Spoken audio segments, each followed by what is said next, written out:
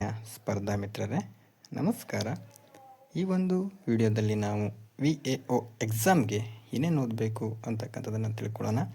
ಯಾರು ನಮ್ಮ ಚಾನಲ್ನ ಸಬ್ಸ್ಕ್ರೈಬ್ ಮಾಡಿಲ್ಲ, ಈಗಲೇ ಸಬ್ಸ್ಕ್ರೈಬನ್ನು ಮಾಡಿಕೊಳ್ಳಿ.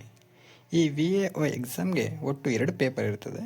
ಒಂದು ಸಾಮಾನ್ಯ ಜ್ಞಾನ, ಇನ್ನೊಂದು ಕನ್ನಡ ಭಾಷೆಗೆ ಸಂಬಂಧಪಟ್ಟಂಥ ಒಂದು ಪೇಪರ್ ಇರ್ತದೆ.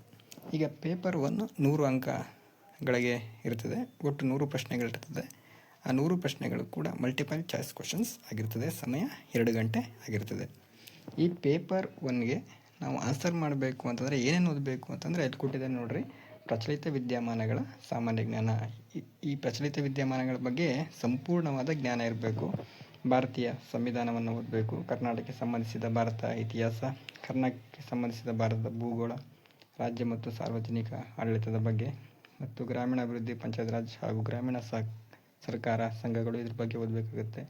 ಕರ್ನಾಟಕ ಆರ್ಥಿಕ ಅಭಿವೃದ್ಧಿ ಪುಸ್ತಕವನ್ನು ಓದಬೇಕಾಗುತ್ತೆ. ಪರಿಸರ ಮತ್ತು ಅಭಿವೃದ್ಧಿ ವಿಷಯಗಳನ್ನು ಓದಬೇಕಾಗುತ್ತೆ. ಇನ್ನು ಮೆಂಟಲ್ ಎಬಿಲಿಟಿಗೆ ಸಂಬಂಧಪಟ್ಟಂತೆ ಸಂಖ್ಯಾ ಸರಣಿ, ರೀಸನಿಂಗು, ಕೋಡಿಂಗ್ ಡಿಕೋಡಿಂಗು, ದಿಕ್ಕುಗಳು, ರಕ್ತ ಸಂಬಂಧ, ಇದ್ರ ಬಗ್ಗೆನೂ ಕೂಡ ನಾವು ಹೆಚ್ಚಾಗಿ ತಿಳ್ಕೊಬೇಕಾಗಿರ್ತದೆ. ತದನಂತರ ಗಣಿತಕ್ಕೆ ಸಂಬಂಧಪಟ್ಟಂಥ ಕ್ವಶನ್ಸ್ಗಳಿರ್ತವೆ.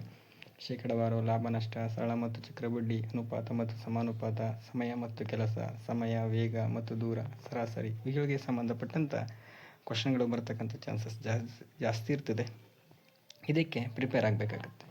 ತದನಂತರ ಪೇಪರ್ 2, ಇದು ಕೂಡ 100 ಪ್ರಶ್ನೆಗಳಿರ್ತದೆ.